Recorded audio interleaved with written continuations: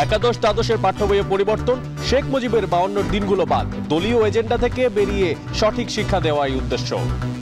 অনেক বানান, অনেক বাক্য এগুলোরও পরিবর্তন করতে হয়েছে, বেশ কিছু ছবি পরিবর্তন করতে হয়েছে।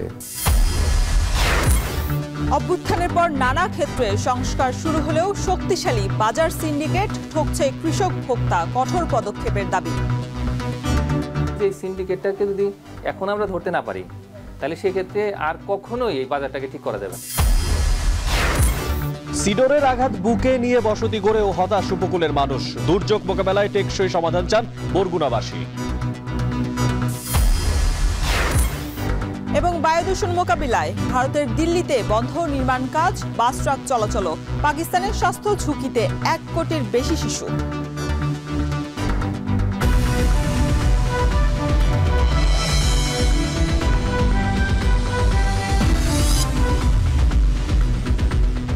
স্বাগত এখন বাজারে। পুরো আয়োজনে আপনাদের সঙ্গে আছি আমরা দুজন, আমি শরীফ রওশন আর আমি মশিউর অনিক।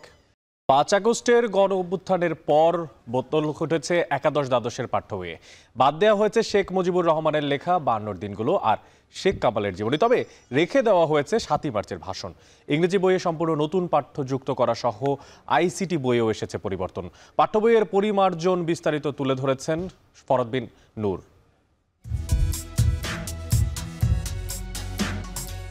অন্তর্বর্তী সরকার দায়িত্ব গ্রহণের পর হাত দিয়েছে শিক্ষা সংস্কারেও। একাদশ দ্বাদশ শ্রেণীর পাঠ্য বইয়েও আনা হয়েছে সংযোজন বিয়োজন। ঠিক কোন বইয়ে কি কি সংযোজন বিয়োজন করা হলো আজকে সেটি জানানোর চেষ্টা করব। একাদশ দ্বাদশ শ্রেণীর সাহিত্য পাঠ বই থেকে বাদ দেওয়া হয়েছে শেখ মুজিবুর রহমানের লেখা অসমাপ্ত আত্মজীবনীর অংশ 52 দিনগুলো। একইভাবে বাদ দেওয়া হয়েছে মোহাম্মদ জাফর ইকবালের মহাজাগতিক কিউরেটর। এছাড়া কবিতা দিলওয়ারের মানুষ সকল সত্য আর মহাদেব সাহার শান্তির গানও বাদ পড়েছে। 28টি করে গদ্য এবং কবিতার মধ্য থেকে 2026 সালের এইচএসসি পরীক্ষার জন্য 12টি করে গদ্য এবং কবিতা নির্বাচিত করা হয়েছে, যেখানে গদ্য নতুন করে যুক্ত হয়েছে প্রমোদ চৌধুরীর সাহিত্যের খেলা, মোতাহির হোসেন চৌধুরীর জীবন ও বৃক্ষ, সৈয়দ মুজতবা আলীর গন্তব্য কাবুল এবং শওকত আলীর কপিলদাস মুর্মুর শেষ কাজ। আর কবিতা যুক্ত হয়েছে আলাউলের ঋতুবর্ণন এবং আল মাহমুদের বিখ্যাত সোনালী কাবিন কাব্যগ্রন্থের প্রত্যাবর্তনের লজ্জা। প্রমোদ চৌধুরীর বর্ষার পরিবর্তে সাহিত্যের খেলা, রোকেয়ার সাখাওয়াত হোসেনের গৃহর বদলে অর্ধাঙ্গী এবং কাজী নজরুল ইসলামের আমার পথের জায়গায় যৌবনের গান যুক্ত করা হয়েছে। তবে সহপাঠীর উপন্যাস ও নাটকে কোনো পরিবর্তন আনা হয়নি। ইংলিশ ফর টুডে বইয়ে শেখ কামালকে নিয়ে 6 পৃষ্ঠার যে জীবনী এতদিন পাঠ্য ছিল সেটি বাদ দেওয়া হয়েছে। রাখা হয়েছে শেখ মুজিবুর রহমানের 7ই মার্চের ভাষণ। তবে এই ভাষণের পরিচয়ে শেখ মুজিবের নামের আগে বঙ্গবন্ধু শব্দটি বাদ দেওয়া হয়েছে, সঙ্গে তার ছবিও। এছাড়া এই বইয়ে সম্পূর্ণ নতুন করে রিডিং ফর প্লেজার যুক্ত করা হয়েছে, যেখানে রোকেয়া সাখাওয়াত হোসেনের সুলতানাস ড্রিম, ল্যাংস্টন হিউজেসের thank you madam, Saadat Hasan মান্টোর তোবাটেক সিং গল্প, ইমাম আল গাজ্জালির ডেথ বেড, এলিসি ডিকিনসনের hope is the thing with feathers, Pablo নেরুদার বার্ড এবং আন্তন চেখভের নাটক প্রপোজাল পাঠ্য হিসেবে রাখা হয়েছে। এবং সবশেষ তথ্য ও যোগাযোগ প্রযুক্তি বইয়েও এসেছে খানিকটা পরিবর্তন।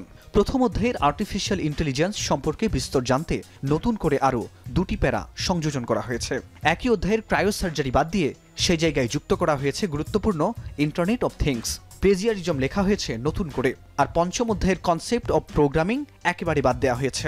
বাদ দেওয়া হয়েছে ভিজুয়াল বেসিক, অ্যালগল, ফোরট্রান এর মতো অপ্রচলিত প্রোগ্রামগুলোর ধারণাও। বিগত স্বৈরাচার সরকারের সময় শিক্ষাক্রমে একটি দলের এজেন্ডা বাস্তবায়ন করার চেষ্টা করা হয়েছে। সেখান থেকে বের হয়ে শিক্ষার্থীদের সঠিক শিক্ষা দেওয়ার উদ্দেশ্যেই পাঠ্য বই পরিমার্জন করা বলে জানান জাতীয় শিক্ষাক্রম ও পাঠ্যপুস্তক বোর্ডের চেয়ারম্যান। শিক্ষা সিলেবাস কারিকুলাম যাতে এটা একটা কোনো দলের সম্পত্তি না হয়ে ওঠে। পরিমার্জন করতে গিয়ে আমাদের শুধু যে গ্রহণ বর্জন করতে হয়েছে তা নয়, অনেক কিছুই, অনেক বানান, অনেক বাক্য এগুলোরও পরিবর্তন করতে হয়েছে, বেশ কিছু ছবি পরিবর্তন করতে হয়েছে।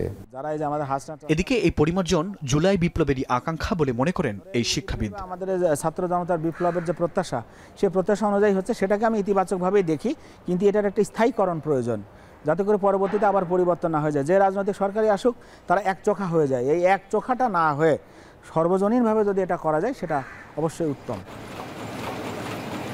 চলছে একাদশ দ্বাদশ শ্রেণীর পাঠ্য বই মুদ্রণের কাজ।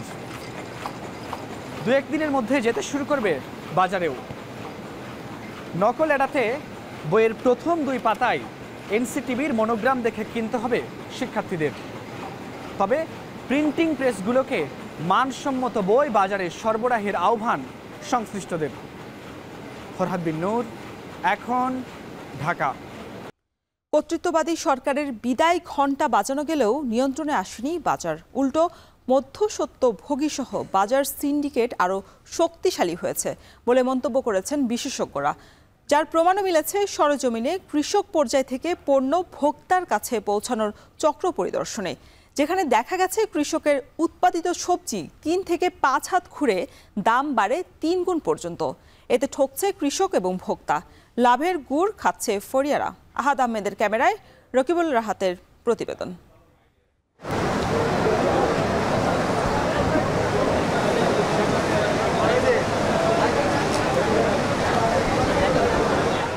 প্রাকৃতিক দুর্যোগ এবং অন্যান্য অজুহাত দেখিয়ে মাত্র কিছুদিন আগেই রাজধানীর খুচরা বাজারে অধিকাংশ সবজি সেঞ্চুরি হাঁকিয়েছিল। তবে বর্তমানে কিছুটা দাম স্থিতিশীল হয়েছে। কিন্তু সবজির বাজার হঠাৎ করেই এমন উথাল পাতাল কেন হয় তা জানতে আমরা রাজধানী থেকে 3টি সবজি বাছাই করতে চাই। সেক্ষেত্রে আজকের বাজার আমরা দেখছি করল্লা বিক্রি হচ্ছে প্রতি কেজি 80 থেকে 100 টাকা কেজিতে, ফুলকপি বিক্রি হচ্ছে 50 টাকা পিস এবং শীতকালীন আগাম সবজি শিম বিক্রি হচ্ছে 120 টাকা কেজিতে। খুচরা পর্যায়ে যখন এমন দাম, তখন উৎপাদক পর্যায়ে কেমন এবং তা কতটি হাত ঘুরে রাজধানীতে আসে তা জানবো আজকের প্রতিবেদনে।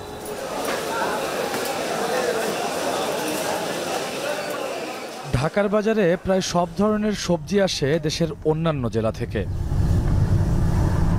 বাজার বিশ্লেষণে তাই আমরা বেছে নিলাম ঢাকার প্রতিবেশী জেলা মানিকগঞ্জকে। পাতার শরীরের শিশির ভাঙেনি তখনও, অথচ ভোরের আয়েশি ঘুমে সমাপ্তি টেনে কৃষকের মাঠে মাঠে ব্যস্ততা করছেন ফসলের পরিচর্যা।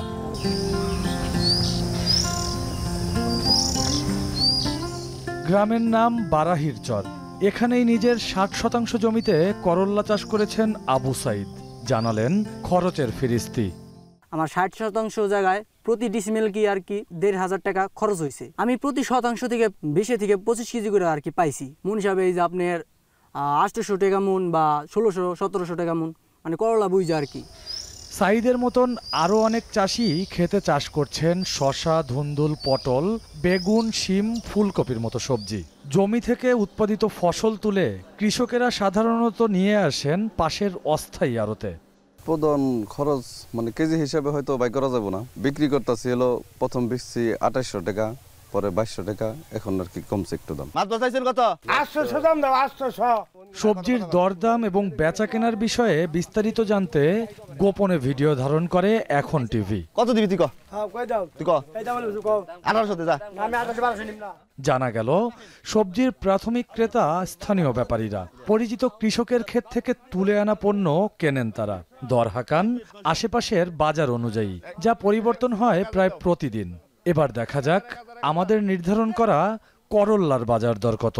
আর 2-4টা দাম হইছে। তাহলে ওসব আপনি শুন না, বেশি বলে ছাড়ে দাও। আচ্ছা ঠিক আছে, যাও যাও যাও, ক্লিয়ার ক্লিয়ার ক্লিয়ার। 900 থেকে 1200 টাকায় প্রতিমন করল্লা কিনছেন স্থানীয় ব্যাপারীরা, অর্থাৎ কেজিতে 30 টাকা।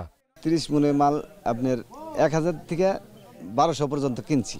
ঢাকা পাঠাইতে হলে লেবার খরচ আছে এবং আড়তদারিয়া দেন লাগে, তো 1600-1700 পড়ে জায়গা।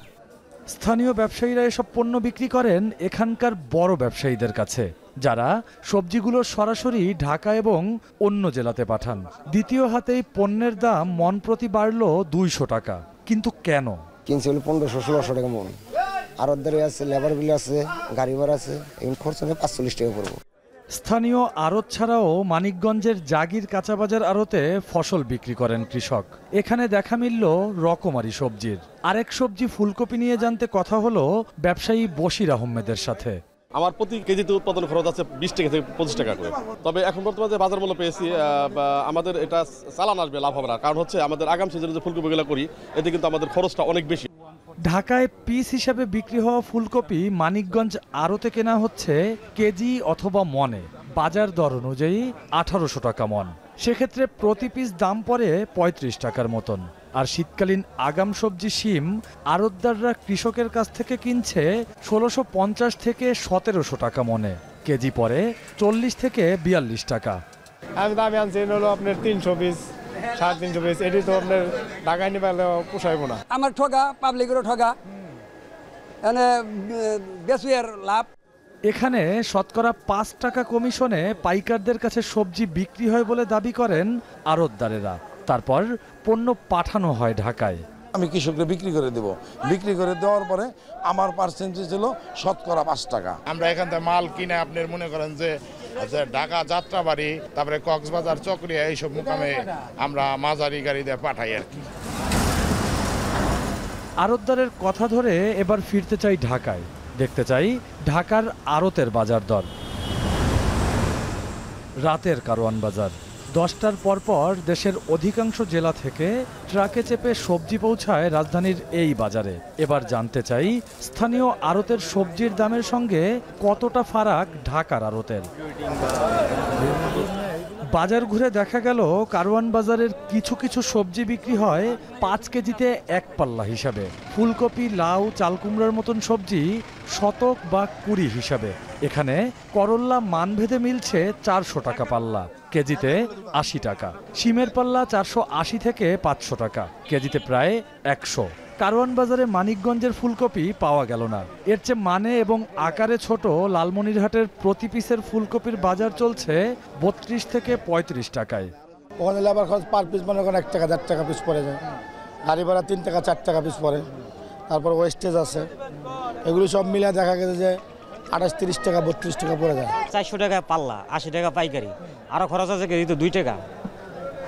ঠিক আছে, আপনার মিন্তি খরচ আছে, গাড়ি ভাড়া আছে, ঘাটতি আছে। বাজার বিশ্লেষণে দেখা গেল কৃষক পর্যায় থেকে ঢাকার খুচরা ব্যবসায়ীদের হাতে পণ্য পৌঁছায় কম বেশি 5টি হাত ঘুরে, যেখানে আছে নানা ধরনের সিন্ডিকেট। আর এতে উৎপাদন মূল্যের দ্বিগুণ বেড়েছে সবজির দাম। ক্যামেরায় স্বীকার না করলেও কয়েকজন পাইকার জানান, কারওয়ান বাজার ও ঢাকার অন্যান্য পাইকারি বাজারে ট্রাক থামলেই মাল ভাঙার খরচ গুনতে হয় 2000 টাকা। এছাড়াও পরিবহন ও লেবার খরচের অজুহাত দিলেন তারা। আমার এক গাড়ি মাল বেচতে ভর্তি কাটা বেচা কিনা মানে শেষ হইব 21,000 টাকা খরচ হইব। লেবারের মাল বস্তা প্রতি খরচ নেয়, আর পরে আপনার ময়লা হালা তারা 20 টাকা করে নেয়। ছাত্র জনতার অভ্যুত্থানের পর নানান সংস্কারের রব উঠলেও বাজার সিন্ডিকেটে পরিবর্তন আসেনি বলে মতামত দেন কনজিউমার্স অ্যাসোসিয়েশন অব বাংলাদেশ। ব্যবসায়ীদের বিরুদ্ধে কোনো আইনি পদক্ষেপ না নেয়ার কারণেই অযৌক্তিকভাবে পণ্যের দাম বৃদ্ধির অভিযোগ তাদের। দুর্ভাগ্যজনকভাবে যেটা মানুষের 18 কোটি মানুষের স্বার্থ জড়িত, সেটা হলো নিত্য প্রয়োজনীয় ভোগ্যপণ্যের বাজার ব্যবস্থাপনা। এখানে কিন্তু তারা সংস্কারের কোনো কথা বলে নাই। তো তার কারণে ব্যবসায়ীরা মনে করলো যে না, ঠিক আছে, আগে আমরা যেভাবে করেছি এটা এখন এবারও চলবে। প্রশাসনের অস্থিরতা ও দুর্বলতায় বাজার সিন্ডিকেট আরো শক্তিশালী হয়েছে বলে মন্তব্য করেছেন এই অর্থনীতিবিদ। যা ভাঙতে দরকার সরকারের কঠোর নিয়ন্ত্রণ। এখন যে বাজারের পরিস্থিতি, এই যে অস্বাভাবিক পরিস্থিতি যারা তৈরি করে রেখেছে, তাদের বিরুদ্ধে কি আমরা কোনো শাস্তিমূলক ব্যবস্থা দেখেছি? একটা অন্তত দৃষ্টান্তমূলক শাস্তি হতো, কারো লাইসেন্স ক্যান্সেল করে দেওয়া হতো, তো সেটা তো হচ্ছে না। তো এই কারণেই কিন্তু তারা পার পেয়ে যাচ্ছে। আমি মনে করি যে এই সিন্ডিকেটটাকে যদি এখন আমরা ধরতে না পারি, তাহলে সেক্ষেত্রে আর কখনোই এই বাজারটাকে ঠিক করা যাবে না। ইতিমধ্যে সরকার টিসিবি এবং বেসরকারি উদ্যোগে পণ্য বিক্রির মাধ্যমে সমান্তরাল বাজার সৃষ্টির ব্যবস্থা করেছে। তবে সিন্ডিকেট দমাতে না পারলে স্থায়ী সমাধান আসবে না বলে শঙ্কা বাজার অর্থনীতিবিদদের। রকিবুল রাহাত, এখন, ঢাকা। আমনের ভরা মৌসুমেও স্বস্তি নেই নোয়াখালীর সুবর্ণচরের কৃষকদের মনে। বন্যার 2 মাস পরও মাঠ থেকে পানি না নামায় আমন আবাদ করতে পারেনি বহু কৃষক। এমন অবস্থায় উৎপাদনের লক্ষ্য পূরণ তো দূরের কথা, উল্টো আশঙ্কা প্রান্তিক কৃষকদের খোরাক নিয়ে। তবে বিকল্প উপায়ে সমস্যা সমাধানের চেষ্টা চলছে বলে জানান স্থানীয় কৃষি কর্মকর্তারা। নাসিম শুভর প্রতিবেদনে বিস্তারিত। যেখানে থাকার কথা সোনালী ধান, সেই মাঠ এখন কচুরিপানায় ভরা। চড়ে বেড়াচ্ছে গবাদি পশু। তাই তো আমনের ভরা মৌসুমে সুবর্ণচরের চরভাটা ইউনিয়নের কৃষক মোহাম্মদ নুরুল্লাহর কপালে চিন্তার ভাঁজ। প্রতি মৌসুমে প্রায় 250 মণ ধান পান তিনি। যা বিক্রির টাকায় চলে সংসার। তবে এবার বন্যার পানি জমে থাকায় অধিকাংশ জমিতে আবাদ হয়নি। প্রতি বছর 200-250 মন ধান হয়, এবারে পানির কারণে দাম দুইটামও হারিনো ওয়াইটামও হারিনো, মানে হানির কারণে মার খেয়ে গেছি। পানি সরতেছে না, এখনও প্রচুর পানি জমিনে।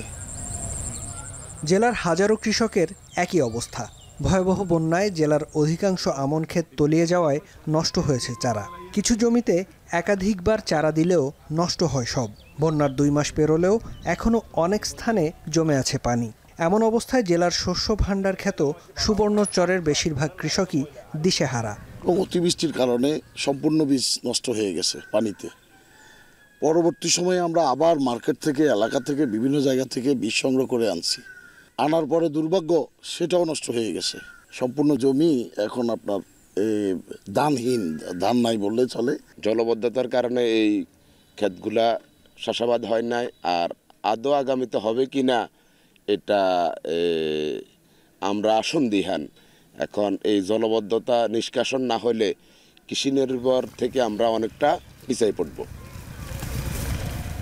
আগে কখনোই এভাবে ফসলের মাঠ খালি পড়ে থাকতে দেখেননি স্থানীয়রা, যার জন্য প্রাকৃতিক দুর্যোগের পাশাপাশি মানবসৃষ্ট কারণও রয়েছে বলছেন অনেকে।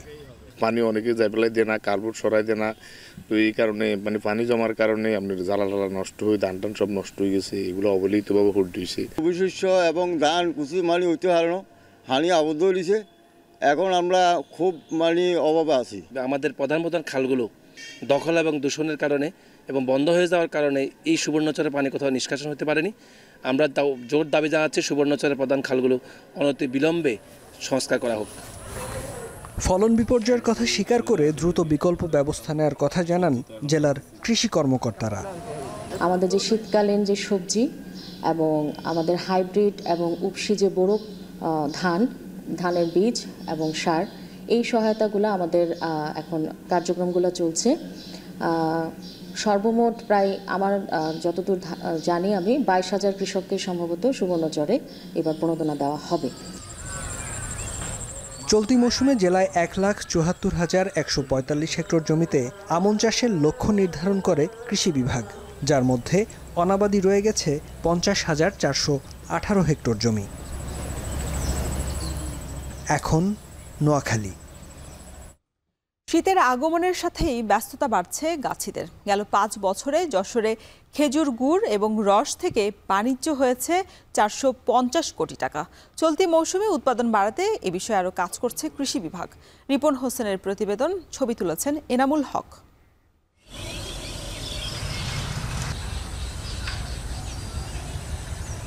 প্রকৃতির পালাবদলে এখন প্রভাতে শিশির ভেজা ঘাস আর সামান্য কুয়াশার আবরণ জানান দিচ্ছে শীতের আগমন। তাই আবারও শীত মৌসুম শুরু হতে না হতেই গাছ তোলা, হাঁড়ি প্রস্তুত, রস জ্বালানোর চুলা তৈরিতে ব্যস্ত সময় পার করছেন যশোরের গাছিরা। আর কয়েকদিন পরেই রস সংগ্রহ করে মেঠো পথ ধরে নিরন্তর ছুটে চলবেন তারা।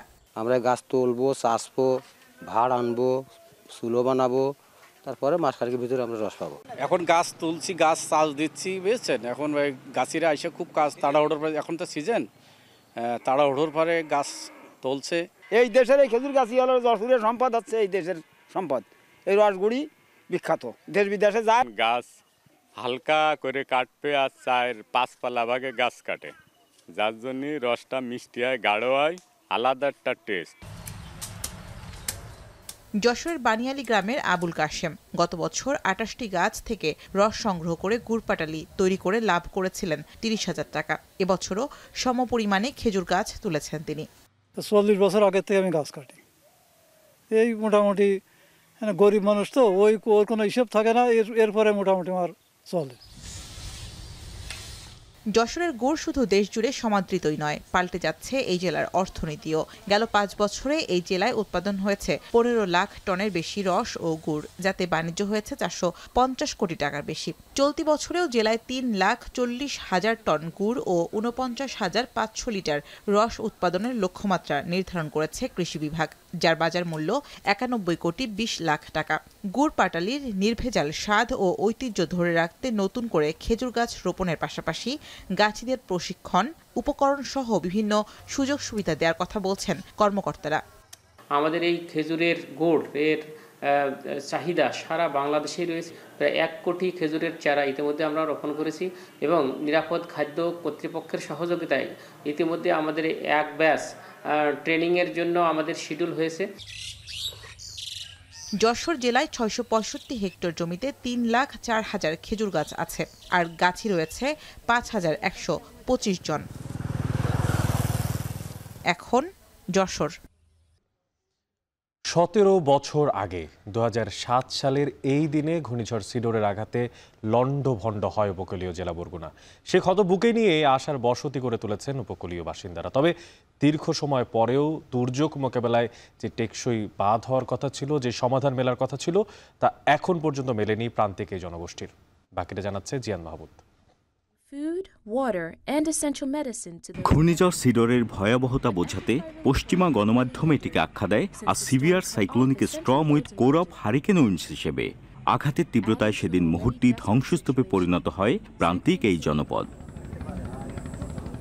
বরগুনায় সিডরের প্রভাবে 15 থেকে 20 ফুট উচ্চতায় সৃষ্ট জলোচ্ছ্বাসে প্লাবিত হয় নিম্নাঞ্চল। ব্যাপক ক্ষতি হয় জানমালের। উপকূল জুড়ে সিডরের ক্ষয়ক্ষতির সে চিত্র আজও ভোলেনি উপকূলীয় বাসিন্দারা। 6 মাস তোমাকে খালি কানতে কানতেই গেছে, আর ওই মেয়ে ছোটরা পাই না, তখন বিরছেইছি খালি, যেখানে খোঁজ পাইছি সেখানে দৌড়ে গেছি। সিডর শুরু হওয়ার পর তো মাইল ওই রাস্তায় উঠছি পর ওই মাইয়া দৌড়ি যে মেলা আসছে অন্যাবাজ যে বাজারে লগে সেইবার চুল পেঁচাইছে।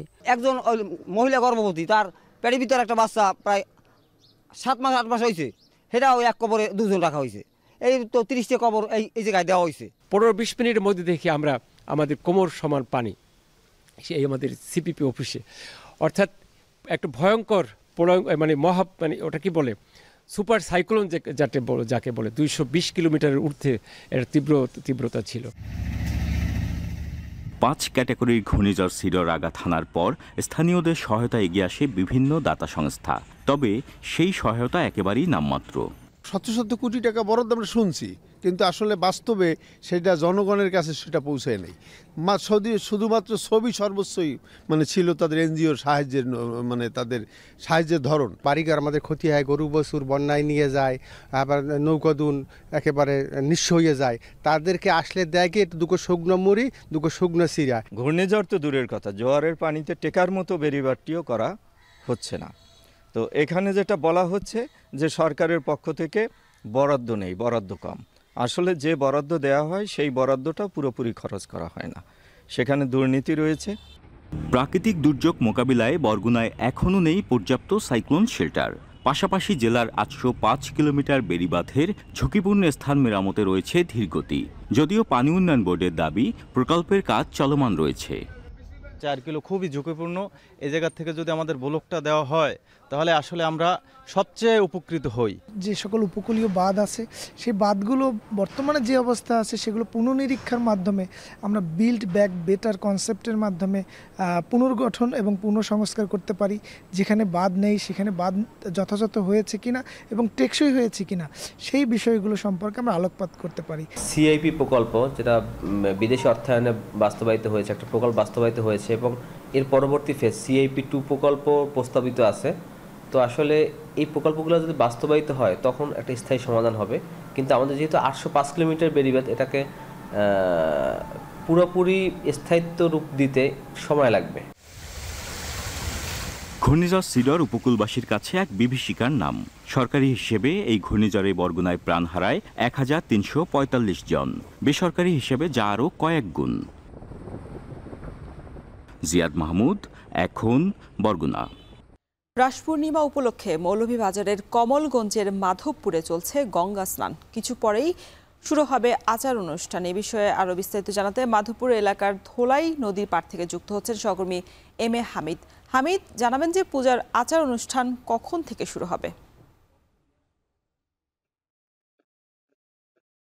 রওশন, আমি এই মুহূর্তে দাঁড়িয়ে আছি কমলগঞ্জ উপজেলার মাধবপুর ইউনিয়নের ধলাই নদীর পাড়ে। দেখতেই পাচ্ছেন আমার পিছনে এখন পর্যন্ত গঙ্গা স্নান শুরু চলছে।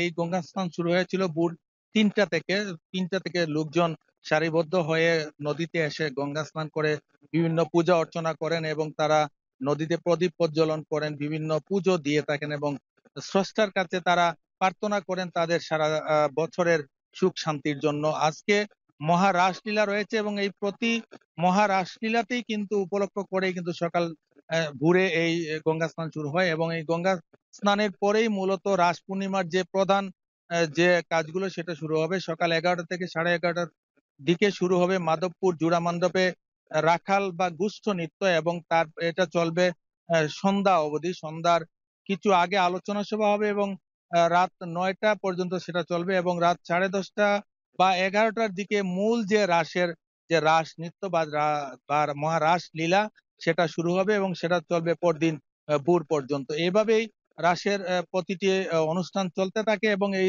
আপনার মাধ্যমে দর্শকদেরকে জানিয়ে দিতে চাই যে এই বছর মাধবপুর জুড়া মণ্ডপে 182তম রাস উৎসব পালিত হবে এবং অপরদিকে আদমপুর সানা ঠাকুরের মন্দিরে 39তম রাস উৎসব অনুষ্ঠিত হবে এবং এই রাস উৎসবকে ঘিরে 1 মাস আগে থেকে কিন্তু এই এলাকায় সাজ শুরু হয় এবং বিভিন্ন বাড়িতে কিন্তু রাখাল নৃত্য এবং রাস নৃত্য প্র্যাকটিস শুরু হয় এবং তারা সেগুলো করেন এবং ফাইনালি তারা যখন রাসের দিন আসে আজকে সেই দিন উপলক্ষে তারা এই পূর্ণিমা তিথিতে তারা মূলত এই অনুষ্ঠানগুলো করে থাকেন। আমি অনেকের সাথে কথা বলেছি, তারা বলেছেন যে কার্তিক মাসকে তারা সাধারণত দামোদর মাস বলে থাকেন এবং এই মাসে পুরো মাসটাই কিন্তু তারা উপবাস বা বিভিন্ন পূজা অর্চনা করে থাকেন এবং এই পূজা অর্চনার পরে যখন রাস পূর্ণিমাটা উদয় হয় তখনই তারা মূলত তারা সেখানে গঙ্গা স্নানে যান এবং বিভিন্ন পূজা অর্চনা করেন। এখান থেকে গিয়ে মন্দিরে কিন্তু অনেক পূজা অর্চনা করবেন। ওনারা বলছেন যে আজকে সারা দিন কিন্তু লোকারণ্য থাকবে মাধবপুর জুড়া মণ্ডপ, প্রায় লক্ষাধিক লোকের সমাগম ঘটবে, দেশি বিদেশি পর্যটকরা আসবে এবং সারা রাত অবধি সেখানে মেলা বসবে এবং মেলাতে প্রায় কোটি টাকার মতো একদিনে বিক্রি হবে। এই ছিল আমার কাছে রাসলীলার গঙ্গা স্নান নিয়ে মাধবপুর ধলাই নদীর পাড় থেকে সবশেষ। মার্কো রুবিওর মতো চীন বিরোধী নেতাদের নিয়ে নবনির্বাচিত মার্কিন প্রেসিডেন্ট ডোনাল্ড ট্রাম্পের নতুন প্রশাসন সাজানোর ঘোষণায় শি জিনপিং প্রশাসনের দুশ্চিন্তা বাড়ছে। এমনকি ট্রাম্পের মন্ত্রিসভা ওয়াশিংটন বেইজিং বাণিজ্য সম্পর্ক আরও কঠিন করে তুলবে বলেও মনে করছেন বিশ্লেষকরা। তবে যুক্তরাষ্ট্র চীন সম্পর্ক উন্নয়নে ইলন মাস্কের বেইজিং ঘনিষ্ঠতা জাদুকরী ভূমিকা পালন করতে পারে বলেও মনে করছেন অনেকে। তহিদুর রহমানের প্রতিবেদনে দেখবেন বাকিটা। মার্কিন মুলুকে ডোনাল্ড ট্রাম্পের ঐতিহাসিক প্রত্যাবর্তনে প্রেসিডেন্ট জো বাইডেনের বিদায় ঘণ্টা বেজে উঠেছে। 4 বছরের জন্য হোয়াইট হাউসের চাবি বুঝে পাওয়ার সময়ও ঘনিয়ে আসছে ট্রাম্পের। এই অবস্থায় ট্রাম্পের আগের শাসনামলের সময় ওয়াশিংটন বেইজিংয়ের ব্যবসায়িক বিরোধের কথা মাথায় আসতেই দুশ্চিন্তার পাল্লা ভারী হচ্ছে চীনের। এবারের নির্বাচনী প্রচারণায়ও যুক্তরাষ্ট্রে চীনা পণ্য আমদানিতে ট্রাম্পের 60% পর্যন্ত শুল্ক আরোপের ঘোষণায় আরও বেশি উৎকণ্ঠায় শি জিনপিং প্রশাসন। কারণ সত্যিই যদি যুক্তরাষ্ট্র এমন পদক্ষেপ নেয় তবে বিশ্বের দ্বিতীয় বৃহত্তম অর্থনীতির দেশ চীনের প্রবৃদ্ধি মারাত্মকভাবে ব্যাহত হবে। ডোনাল্ড ট্রাম্প যাদের নিয়ে নতুন প্রশাসন সাজানোর ঘোষণা দিয়েছেন তাতে আগামী 4 বছর মার্কিন চীন সম্পর্ক আরও কঠিন হবে বলে মনে করছেন বিশ্লেষকরা। কারণ চীন বিরোধী মনোভাব পোষণ করা ব্যক্তিদের দিয়েই ট্রাম্প তার মন্ত্রিসভা সাজাচ্ছেন বলে আভাস মিলছে। এর মধ্যে মার্কিন পররাষ্ট্র মন্ত্রণালয়ের দায়িত্ব পেতে যাওয়া মার্কো রুবিও বড় ধরনের চ্যালেঞ্জ তৈরি করবে বলে মনে করছেন অনেকেই। এর একটি বড় কারণ 2020 সালে কট্টর সমালোচক হিসেবে চীনের নিষেধাজ্ঞার তালিকায় পড়েছিলেন এই রিপাবলিকান নেতা। Recent announcement of the senior officials that Trump has made will make it very difficult for the US and China to maintain a very good relationship at the working level. If people like Marcus Rubio is confirmed as the Secretary of State for the United States, then it will pose a significant challenge for China, not least because China will have to lift its sanctions against Rubio. এত দুশ্চিন্তার মধ্যে চীনের জন্য কিছুটা আশার আলো জাগিয়েছে Trump প্রশাসনে টেসলার কর্ণধার ইলন মাস্কের অন্তর্ভুক্তি। কারণ চীনের সাংহাইয়ের মুক্ত বাণিজ্য অঞ্চলে নতুন মেগা কারখানা নির্মাণে চীনের সঙ্গে চুক্তি রয়েছে টেসলার। তাই যুক্তরাষ্ট্র চীন সম্পর্ক স্বাভাবিকে মার্কিন এই ধনকুবেরের বেইজিংয়ের সঙ্গে ঘনিষ্ঠতা জাদুকরী ভূমিকা পালন করতে পারে বলেও মনে করছেন সংশ্লিষ্টরা। Attempt to use Elon Musk as a friendly voice in the Trump administration to moderate the Trump administration's policy towards China.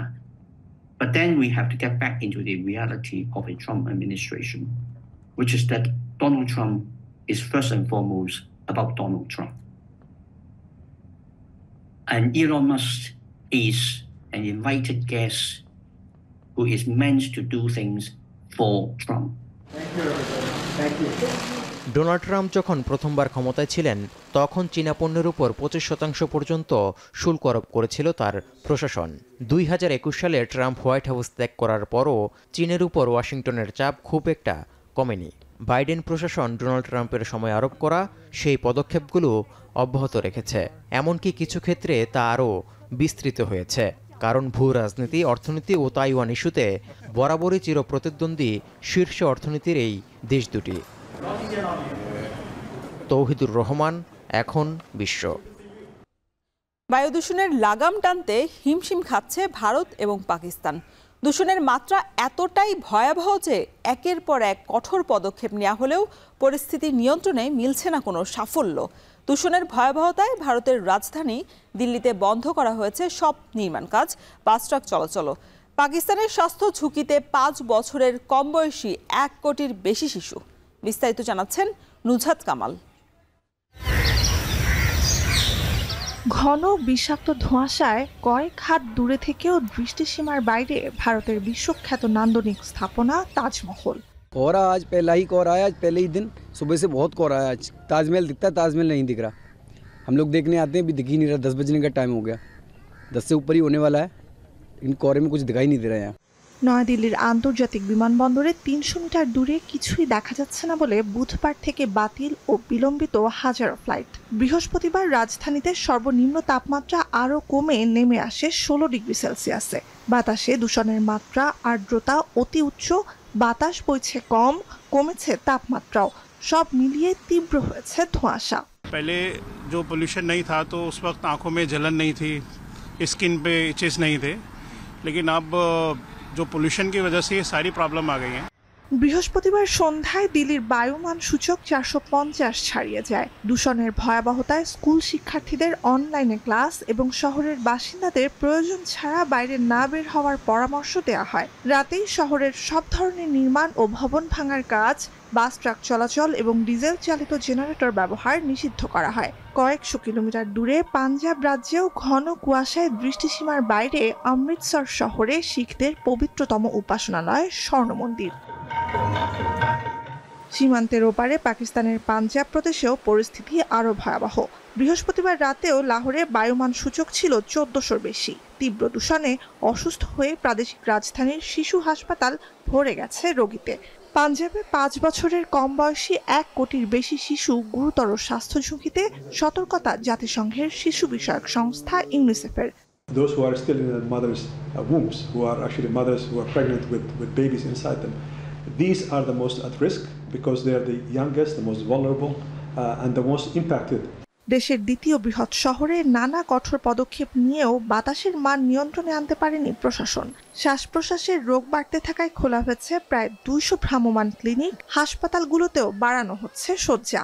Patient जो आर्टिकुलर फेफड़ों का मसला जिसे या दमे का मसला है उसमें इजाफा हो रहा है और आमतौर पर ना मास्क लगाने की वजह से नज़ला, जुकाम, बुखार और आल्टोल खांसी वगैरह। চলতি মাসে পাকিস্তানে এখন পর্যন্ত সর্বোচ্চ বায়ুমান সূচক রেকর্ড করা হয়েছে 1900, যেখানে বেঞ্চমার্ক হিসেবে 300 পার করাই মানব স্বাস্থ্যের জন্য বড় হুমকি বলে মাত্রা নির্ধারণ করে দিয়েছে বিশ্ব স্বাস্থ্য সংস্থা। নুজহাত কামাল, এখন বিশ্ব। ম্যারাথন ফর জাস্টিস এই স্লোগানে ময়মনসিংহে অনুষ্ঠিত হচ্ছে 25 কিলোমিটারের ম্যারাথন। ভোর 5:30টার দিক থেকে নগরীর জয়নাল পার্ক থেকে শুরু হয় এই ম্যারাথন, আর এতে অংশ নিয়েছে 400-রও বেশি অ্যাথলেট। বিস্তারিত জানাতে ম্যারাথনের ফিনিশিং পয়েন্ট থেকে যুক্ত হচ্ছেন সহকর্মী হারুনুর রশিদ। হারুন, জানাবেন যে আসলে প্রথম কে হয়েছে এই ম্যারাথন দৌড়ে, আর পাশাপাশি যারা অংশগ্রহণ করেছেন তাদের মতামত কি জানতে পেরেছেন কিনা?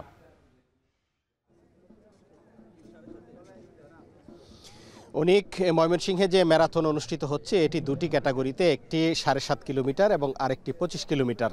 তো আমরা দুটি ইভেন্টেরই যারা প্রথম হয়েছেন তাদেরকে পেয়ে গেছি। অর্থাৎ 25 কিলোমিটার ম্যারাথনে যিনি প্রথম হয়েছেন তিনি ইমরান হোসেন, তিনি ঢাকা থেকে এসেছেন এবং ঢাকার উত্তরা রানিং ক্লাবের মেম্বার আমরা যতটুকু জেনেছি, তার বাড়ি পাবনা এবং তিনি আজকে এখানে প্রথম হয়েছেন এবং তার সাথে আমরা কথা বলেছি। তিনি যেটি বলেছেন যে এযাবৎকালে বাংলাদেশে যত ম্যারাথন হচ্ছে সব ম্যারাথনেই তিনি প্রথম হয়েছেন এবং এখন পর্যন্ত প্রায় 60টি ম্যারাথনে প্রথম হয়েছেন বলে ইমরান আমাদেরকে জানিয়েছেন। এবং 7.5 কিলোমিটারের যে ম্যারাথনটি হয়েছে সেটিতে প্রথম হয়েছেন ঢাকার অ্যাথলেট আমির হোসেন আমু। তিনি এখানে যে 7.5 কিলোমিটারে কিন্তু তিনি এখানে প্রথম হয়েছেন। তবে এখনও কিন্তু যে ম্যারাথনের যে যারা অ্যাথলেট অংশগ্রহণ করেছেন, 7.5 কিলোমিটারে যারা অংশগ্রহণ করেছিলেন সবাই তারা ফিনিশিং টাচ স্পর্শ করেছেন, কিন্তু 25 কিলোমিটারে যারা অংশগ্রহণ করেছেন তাদের সবাই কিন্তু এখনও ফিনিশিং টাচে এসে পৌঁছায়নি। আমরা এখন যে জায়গাটিতে আছি এটি বাংলাদেশ কৃষি বিশ্ববিদ্যালয় কলেজের ফিনিশিং পয়েন্ট। এখানে কিন্তু সব অ্যাথলেটরা আসবেন এবং এসে এখানে যে নানা আনুষ্ঠানিকতা রয়েছে সেগুলোতে তারা অংশগ্রহণ করবেন। আমি যদি একটু জানাই যে ভোর 5:30টায় কিন্তু ময়মনসিংহ নগরীর জয়নুল পার্ক থেকে এই ম্যারাথনের যাত্রা শুরু হয়েছে এবং এটি যারা 7.5 কিলোমিটারে অংশগ্রহণ করেছেন তারা বাংলাদেশ কৃষি বিশ্ববিদ্যালয়ের কেয়ার মার্কেট হয়ে বাংলাদেশ কৃষি বিশ্ববিদ্যালয় কলেজ চত্বরে ফিনিশিং পয়েন্টে এসে শেষ করেছেন এবং যারা 25 কিলোমিটার ম্যারাথনে অংশ নিয়েছেন তারা কিন্তু বাংলাদেশ কৃষি বিশ্ববিদ্যালয় অতিক্রম করে সুতিয়াখালী হয়ে ভাবখালী হয়ে তারা আবার এই বাংলাদেশ কৃষি বিশ্ববিদ্যালয় এবং বাংলাদেশ কৃষি বিশ্ববিদ্যালয় কলেজের যে ফিনিশিং পয়েন্ট সেখানে আসবেন। এখানে আসার পরেই কিন্তু তাদের 25 কিলোমিটার শেষ হবে। আমরা দেখেছি যে এই উৎসবকে ঘিরে কিন্তু ময়মনসিংহে গত বেশ কয়েকদিন যাবত এক উৎসবমুখর পরিবেশ বিরাজ করছে এবং এই ম্যারাথনকে ঘিরে কিন্তু যারা অ্যাথলেট বা যারা দৌড়ান তাদের একটি মিলন মেলাও হয়েছে। আমরা এখানে দেখেছি দেশের বিভিন্ন এলাকা থেকে চট্টগ্রাম, রাজশাহী, খুলনা, ঢাকা, বরিশাল, রংপুর এবং ব্রাহ্মণবাড়িয়া সহ বিভিন্ন এলাকার অ্যাথলেটরা কিন্তু এই ম্যারাথনে অংশগ্রহণ করেছেন এবং এখানে এটিকে আমরা যারা অংশগ্রহণ করেছেন তাদের সাথে আমরা কথা বলেছিলাম। তারা যেটি বলেছেন যে আসলে সুস্থ থাকার জন্যে তারা দৌড়াতে চান এবং এবারের যে ম্যারাথনের উদ্দেশ্য সেটি হচ্ছে রান ফর জাস্টিস, অর্থাৎ ন্যায় বিচার প্রতিষ্ঠা করার জন্যে কিন্তু এই ম্যারাথন অনুষ্ঠিত হচ্ছে। আয়োজকরা বলছেন তারা যেমন মানুষের মাঝে ন্যায় বিচার চান, সমাজের মাঝে ন্যায় বিচার চান, প্রকৃতি এবং পরিবেশের ন্যায় বিচার প্রতিষ্ঠা করতে চান এবং মাদকমুক্ত সমাজ গড়তে চান। এই লক্ষ্যেই কিন্তু এই ম্যারাথনটির আয়োজন করেছে ময়মনসিংহ ট্রায়াথলেট নামের একটি সংগঠন। এটি তাদের তৃতীয় আয়োজন। তো এই ছিল আমার কাছে ময়মনসিংহের যে ম্যারাথন অনুষ্ঠিত হচ্ছে তার সর্বশেষ। ম্যারাথন ফর জাস্টিস স্লোগানে ময়মনসিংহে আয়োজিত হয়েছে 25 কিলোমিটারের এক ম্যারাথন। আর সে বিষয়ে সবশেষ জানাচ্ছিলেন সহকর্মী হারুনুর রশিদ। এবার জানাবো দেশের বাইরের ম্যারাথন প্রতিযোগিতার খবর। 88 বছর বয়সে দৌড়ে বিশ্বকে তাক লাগিয়েছেন গ্রিসের প্লাউটার্কাস। বিখ্যাত গ্রিক ম্যারাথনের 12তম আসরে 42 কিলোমিটার দূরত্ব গেলবারের চেয়ে 18 মিনিট আগেই শেষ করেছেন এই দৌড়বিদ। অসাধারণ জীবন আদর্শে চলা এই বৃদ্ধ হয়েছেন তরুণদের পথপ্রদর্শকও। বিস্তারিত থাকছে প্রতিবেদনে। ইচ্ছা শক্তি, তীব্র ইচ্ছা থেকে নানা অসম্ভবকে সম্ভব করার প্রয়াস চালান অনেকে। তবে কেউ সফল হন, কেউ আবার ব্যর্থ তালিকায় নিজের নাম লেখান। আবার হার না মানা লোকের সংখ্যাও কম নয়। এমনই একজন প্লাউটার্কাস। অনেকে চমকে উঠতে পারেন তার বয়স শুনে, আবার মস্করাও করেন অনেকে। এবার এই প্লাউটার্কাসই 88 বছর বয়সে গ্রিসের বিখ্যাত গ্রিক দৌড়ে অংশ নিয়ে বিশ্বে সাড়া ফেলে দিয়েছেন। প্রতিযোগিতায় শুধু অংশ নিয়ে নয়, টানা 6.5 ঘন্টা ধরে দৌড়ে আসর শেষ করে গলায় পড়েছেন মেডেলও। ম্যারাথন দৌড়ের উত্থান অ্যাথেন্স শহরে, সেখানে বেড়ে ওঠেন প্লাউটার্কাস। সাধারণ জীবন অতিবাহিত করা এই দৌড়বিদের ম্যারাথনের প্রতি আগ্রহ তৈরি হয় 73 বছর বয়সে। তার ছেলেকে দেখে নিজ বাড়ি কাস্তুরিয়ায় ধীরে ধীরে দৌড়ের মাত্রা বাড়ান প্লাউটার্কাস। Mă arăși poli tot reximo, mă arăși na vadijo, ki mă arăși ke ti kanu kalos to ne avtomu. Viru ki paradigma sus mikroziruš ke megalitirus na burna trehu. গেলবারের চেয়ে এবার 18 মিনিট আগেই দৌড়ের দূরত্ব 42.195 কিলোমিটার পার করেছেন এই দৌড়বিদ। অকল্পনীয় মানসিক শক্তির এই বৃদ্ধের জীবনযাপন ব্যবস্থাও অন্যদের জন্য অনুকরণীয়। Olha по мублер, да πιστεύω ότι έχω αυτή την ηλικία και τρέχω μαραθώνιο. Δεν το πιστεύουν. Λέω, γιατί να μην το πιστέψετε, αφού μπορούμε. Και εσείς μπορείτε να τρέξετε. Ίσως λιγότερο, αλλά μπορείτε. Αρκεί να το θέλετε. তরুণ সমাজের জন্য এমন অসাধারণ দৃষ্টান্ত স্থাপন করা ৮৮ বছরের এই বৃদ্ধ দৌড়াতে চান জীবনের শেষ মুহূর্ত পর্যন্ত। শরীফ রওশন, এখন। দর্শক, শেষ করছি এখন বাজার, তবে তার আগে শিরোনামগুলো আরও একবার। একাদশ দ্বাদশের পাঠ্য বইয়ে পরিবর্তন, শেখ মুজিবের ৫২ দিনগুলো বাদ, দলীয় এজেন্ডা থেকে বেরিয়ে সঠিক শিক্ষা দেওয়াই উদ্দেশ্য।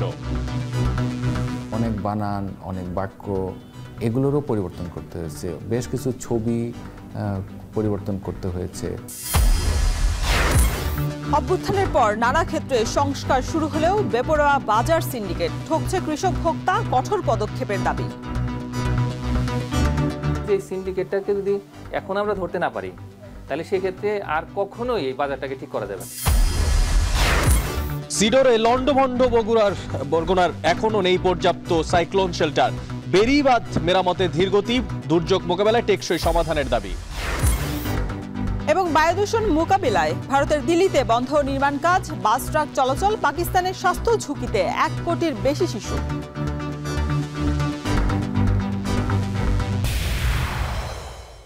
এই ছিল এখন বাজারের আয়োজনে। এখন টেলিভিশন ওয়েবসাইটে দেখতে ভিজিট করুন www.ekon.tv। এছাড়া এখন টেলিভিশন ফেসবুকে দেখতে ভিজিট করুন facebook.com/tv.ekon। এছাড়াও ইউটিউবে এখন টেলিভিশন দেখতে ভিজিট করুন youtube.com/c/ekontv।